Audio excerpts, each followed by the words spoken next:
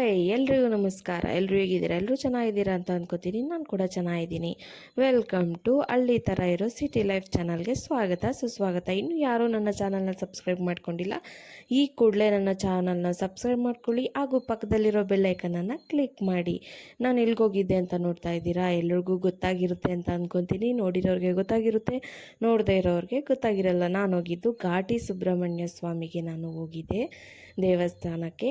ಅದು ಕೂಡ ನನಗೆ ಸ್ವಲ್ಪ ದೋಷ ಇರೋ ಕಾರಣದಿಂದ ಪೂಜೆ ಮಾಡಿಸೋಣ ಅಂತ ಹೇಳಿಬಿಟ್ಟು ಹೋಗಿದ್ವಿ. ತುಂಬ ಚೆನ್ನಾಗಿದೆ. ಕಾಲು ತೊಳ್ಕೊಳ್ಳೋದಕ್ಕೆ ನೀರೆಲ್ಲ ಅಲ್ಲೇ ಫೆಸಿಲಿಟಿ. ಒಳಗಡೆ ಹೋಗ್ಬೇಕಾದ್ರೆ ನಾವೆಲ್ಲ ಕೈ ಮುಕ್ಕೊಂಡು ಒಳಗಡೆ ಹೋದ್ವಿ.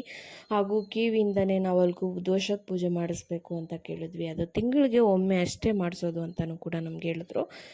ಅದು ಬಂದ್ಬಿಟ್ಟು ಈ ಮಂತಲ್ಲಿ 22 ಇದೆ. ಮತ್ತು ನಾವು ಮತ್ತೆ ಅವಾಗ ಕೂಡ ನಾವು ಬರಲೇಬೇಕು. ಬಂದಿದ್ದೀವಿ ಅಂತ ಹೇಳ್ಬಿಟ್ಟು ಕಾಯೆಲ್ಲ ತೊಗೊಂಡು 100 ರೂಪಾಯಿ ಜೋಡಿ ಕಾಯಿ ತೊಗೊಂಡು ಪೂಜೆ ಮಾಡಿಸಿ ಅದನ್ನು ದರ್ಶನವನ್ನು ಪಡ್ಕೊಂಡು ಹಾಗೆ ನಾವು ಪ್ರಸಾದವನ್ನು ಸ್ವೀಕರಿಸಿ ಈಗ ಲೈನಲ್ಲಿ ಹೋಗ್ಬಿಟ್ಟು ಕೂಪನನ್ನು ಕೇಳಲಿಕ್ಕೆ ಹೋಗ್ತಾ ಇದ್ದೀವಿ.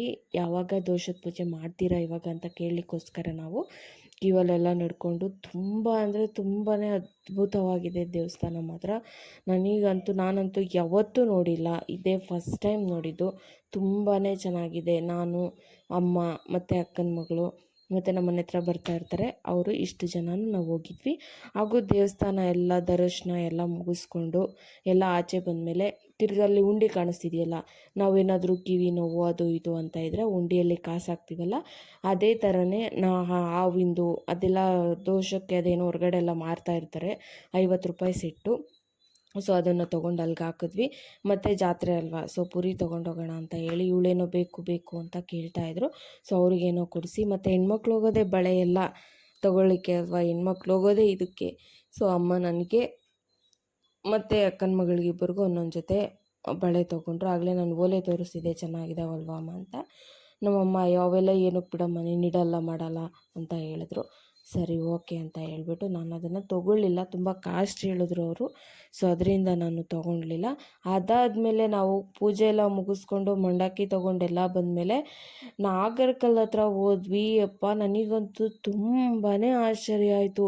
ತುಂಬ ಅಂದರೆ ತುಂಬಾ ನಾಗರಕಲ್ಲಿದ್ದಾವೆ, ಭಯಂಕರ. ನನಗಂತೂ ನೋಡಿ ತುಂಬಾ ಶಾಕ್ ಆಯಿತು. ಇಷ್ಟೊಂದು ನಾಗರಕಲ್ಲು ಏನಕ್ಕೆ ಇಟ್ಟಿದ್ದಾರೆ ಅಂತ ನಾವು ಆಲೋಚನೆ ಮಾಡಬೇಕಾದ್ರೆ ಕೆಲವರು ಹೇಳಿದ್ರು, ಅಲ್ಲಿ ಹರಕೆ ಮಾಡ್ಕೊಂಡಿರ್ತಾರಲ್ಲ, ಹರಕೆ ಮಾಡ್ಕೊಂಡಿರೋರೆಲ್ಲ ಒಂದೊಂದು ನಾಗರಕಲ್ಲನ್ನು ಕೆತ್ತನೆ ಮಾಡಿಸ್ಕೊಬಂದು ಅಲ್ಲಿ ಪ್ರತಿಷ್ಠಾಪನೆನ ಮಾಡಿಬಿಟ್ಟು ಪೂಜೆ ಮಾಡಿಕೊಂಡು ಹೋಗ್ತಾರಂತೆ ಅಲ್ಲಿ ಇಟ್ಬಿಟ್ಟು. ಸೊ ಅವರಿಗೆ ಯಾವ ನಾಗರಕಲ್ಲು ಬೇಕೋ ಆ ನಾಗರಕಲ್ಲನ್ನು ತೊಳೆದು, ಮಾಮೂಲು ಒಳಗಡೆ ಯಾವ ಥರ ಎಲ್ಲ ತೊಳಿತಾರೋ ಪೂಜೆ ಮಾಡ್ತಾರೋ ಅದೇ ಥರ ಕೆಲವರೆಲ್ಲ ಪೂಜೆ ಮಾಡ್ತಾಯಿದ್ರು. ಅದನ್ನೆಲ್ಲ ತೊಳೆದು ತಿರ್ಗಾ ಇವರು ದೇವಸ್ಥಾನದವರು ಪ್ರತಿಷ್ಠಾಪನೆ ಮಾಡಿರುವಂಥದ್ದು ಒಂದು ಹತ್ರ ಗುಡಿ ಥರ ಗೋಪುರ ಥರ ಕಟ್ಟಿದ್ದಾರೆ ನೋಡಿ, ಅಲ್ಲಿ ತುಂಬ ಮೇಕೆಗಳಿದ್ದಾವೆ ಕಣ್ರಿ. ಇಲ್ಲಿ ತುಂಬ ಅಂದರೆ ತುಂಬ. ಯಾರೇ ಪೂಜೆ ಮಾಡಿರಲಿ ಹಣ್ಣು ಹಂಪಲು ಏನೂ ತಿಂತಾಯಿಲ್ಲ ಅವು.